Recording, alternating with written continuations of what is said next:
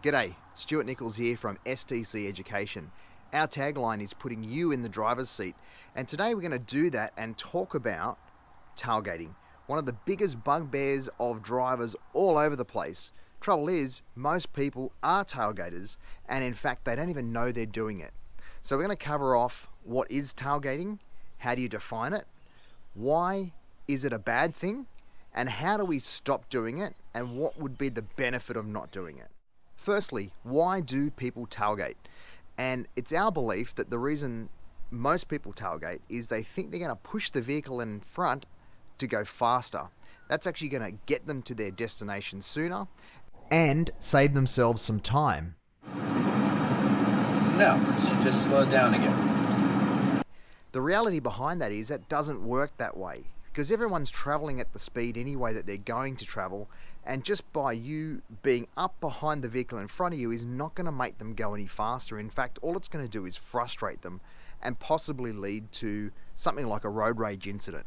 Now, we don't want that, and it's something we want to try and avoid. So it's a bit of a myth. Trying to push the car in front of you ahead and get faster is not going to work for you.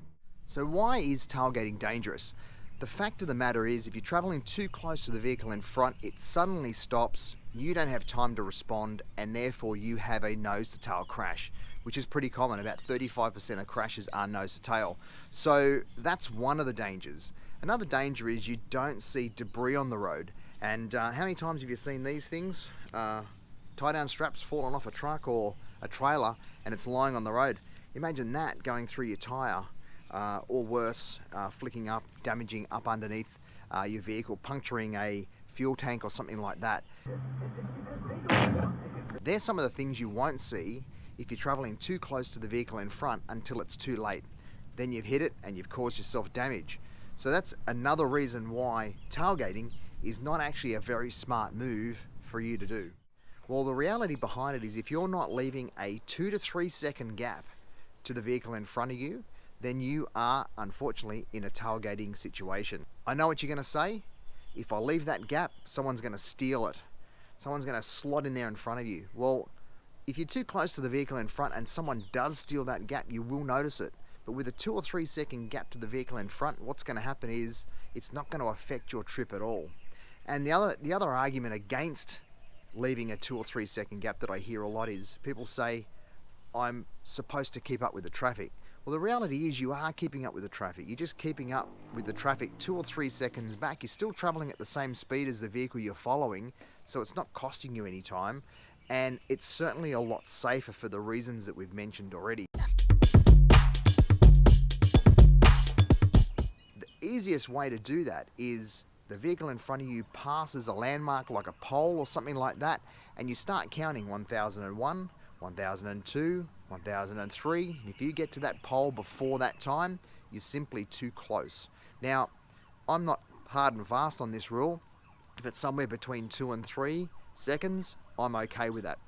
If it's anything closer, you're asking for trouble, and that's when you're going to run into problems like rear end collisions or hitting debris that might be on the road that you can't avoid. Now, one other thing that's going to happen if you drop back, and it's a miraculous thing, is you're going to be able to see further down the road. If you have a inherent pet hate of sitting behind a truck or something like that where you think to yourself, I can't see past this, the reality is you're too close. If you drop back from that truck or a big vehicle in front of you, you will see further down the road, which gives you more opportunity to drive safely. And that's sort of the tactics that we like to instill in drivers to give them a better chance of steering safely while they're on the road. So it's up to you. You can adopt this or you can leave it behind, but the reality behind it is if you're dropping back further and you're gauging the traffic like this, you're going to use less fuel, you're going to not wear out your brakes like you were before, and you're also going to save on things like tyres. So why would you want to put yourself at risk, stress yourself out, when you have a very viable option here of leaving a decent gap to the vehicle in front? It's pretty simple stuff. Hope you liked the video. Give us a thumbs up, and also don't forget to subscribe to the channel so you get more of these updates.